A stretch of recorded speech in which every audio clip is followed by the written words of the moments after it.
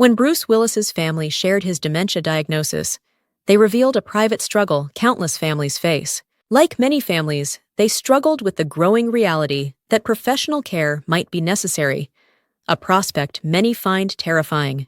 The desire to care for a loved one at home is powerful, but the strain it creates is often unsustainable. This path is filled with love, but also guilt, fear, and exhaustion.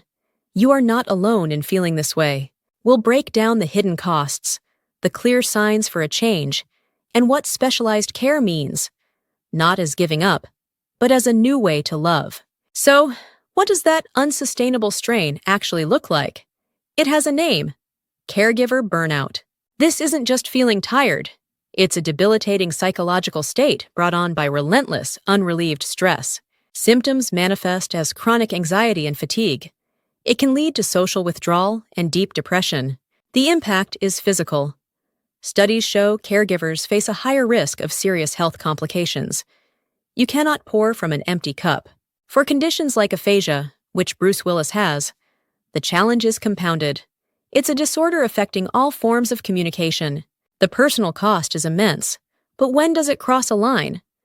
This leads to the serious tipping point for every family. How do you know when you've reached the point where at-home care is no longer the best option? There are concrete warning signs. Sign 1. Safety is a major concern. This means wandering or frequent disorientation and can include mismanaging medication. Sign 2. A sharp decline in personal care. This can involve forgetting to bathe, a sign that daily tasks have become overwhelming.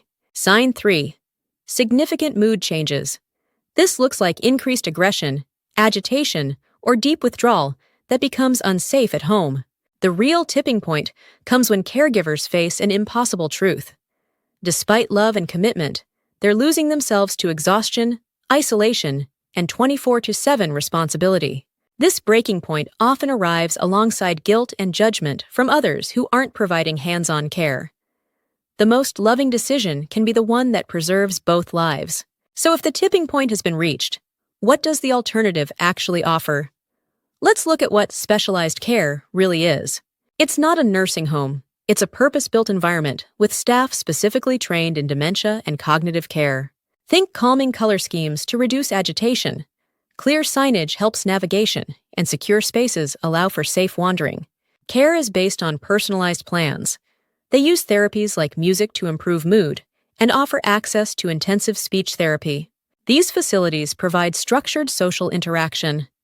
This combats the isolation common in both dementia and aphasia. This all sounds logical. So why is this decision so impossibly hard? It's not just a logic problem, it's an emotional one, weighed by guilt and, how are we going to pay for this? The most common feeling caregivers report is guilt, a sense of failure, or that you're giving up on your loved one. Beneath the guilt is often profound grief for the person you're losing. There can be anger at the disease and fear for the future. The answer is to reframe the decision. It is not about what you can no longer do. It's about what your loved one now needs. Then, exploring financially how this will work. Choosing specialized care allows you to stop being a 24/7 crisis manager. It allows you to return to being a spouse, a son, a daughter. Let's connect these two big ideas.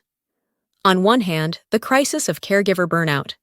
On the other, the support of specialized care that isn't exactly cheap. Recall the caregiver burnout we mentioned? Providing better care for your loved one requires you to be healthy and present. Therefore, the choice is not home versus facility. The real choice is unsustainable care versus sustainable care. What the Willis family did wasn't giving up. It was a strategic decision to provide the best possible environment for everyone. We've seen the warning signs, the financial tipping point, and the real benefits of specialized care. We've also faced the guilt and fear. If you are considering this, your next step is to research local memory care communities. Ask about staff-to-patient ratios, training, and emergency procedures. You do not have to make this decision alone. Build a support community. Talk to other families. Join caregiver groups. Choosing specialized care is one of the hardest decisions a family can make. But it is not a sign of weakness. It is a sign of your enduring love.